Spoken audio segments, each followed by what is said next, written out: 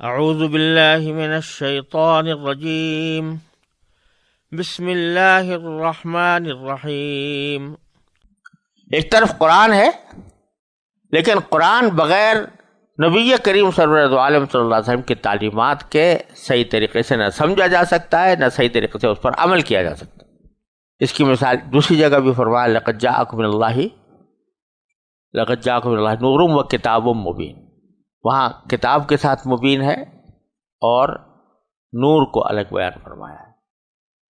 اشارہ بظاہر اس طرف ہے، واللہ سبحانہ وعالم، کہ اگر کسی انسان کے پاس ایک بہت واضح کتاب ہو جس میں سب کچھ لکھا ہوا ہے، کتاب تو ہے لیکن کتاب سے استفادے کے لیے کئی طرح کی روشنیوں کی ضرورت ہے۔ ایک اس کے آنکھ میں روشنی ہو، اگر آنکھ میں روشنی نہیں ہے، کتاب سامنے رکھی، بڑی اعلیٰ درجے کی کتاب ہے، لیکن روشنی آنکھ میں نہیں ہے تو وہ اس کتاب سے کیسے فائدہ اٹھا سکتا ہے؟ دوسری روشنی کی ضرورت ہوتی ہے کہ اگر آنکھ میں روشنی بھی ہو تو ماحول میں روشنی ہو۔ اگر کتاب بڑی اعلیٰ درجے کی سامنے رکھی ہے، میری آنکھوں میں بھی روشنی ہے لیکن کمرے میں اندھیرا ہے، تو میں اس کتاب سے فائدہ نہیں اٹھا سکتا۔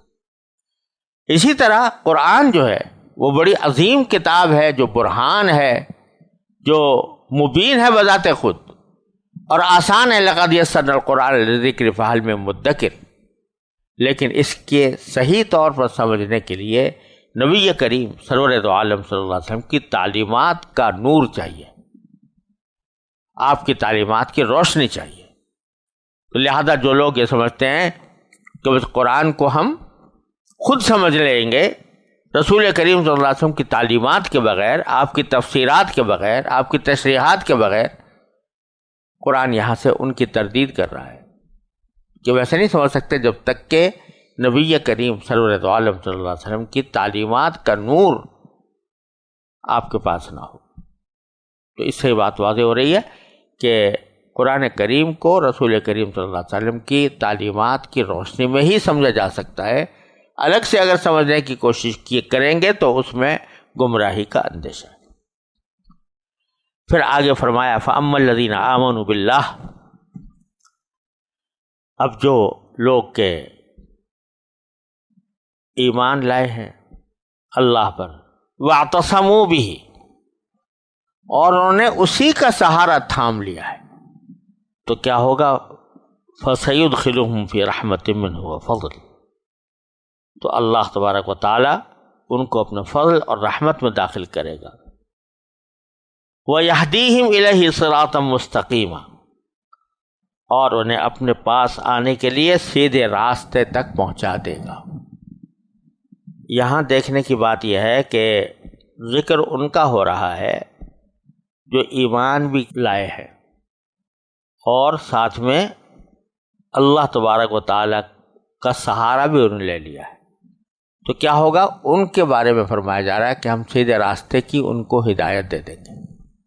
یہاں غور کرنے کی بات یہ ہے کہ یہاں ایمان لانے کا ذکر ہے، یہاں عمل صالح کا ذکر نہیں، اور اس کی جگہ وَاعْتَصَمُوا بِهِ کا ذکر ہے، جس کا مطلب یہ ہے کہ ایمان لانے کے بعد ابھی صحیح طریقے سے اس کو چاہے دین کا پتہ بھی نہ ہو، دین کی تعلیمات کا پتہ بھی نہ ہو، لیکن وہ اللہ کا سہارا تھامے رکھے۔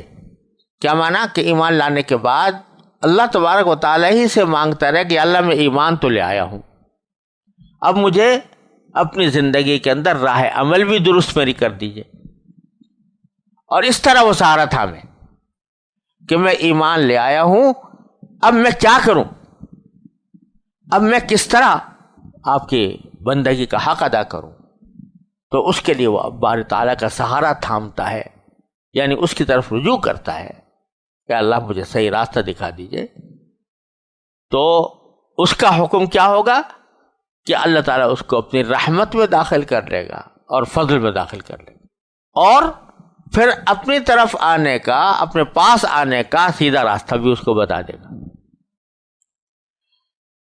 یہاں سیدھا راستہ بتانے کا ذکر بعد میں ہے، اور اپنے رحمت میں اور فضل میں شامل کرنے کا ذکر پہلے ہے۔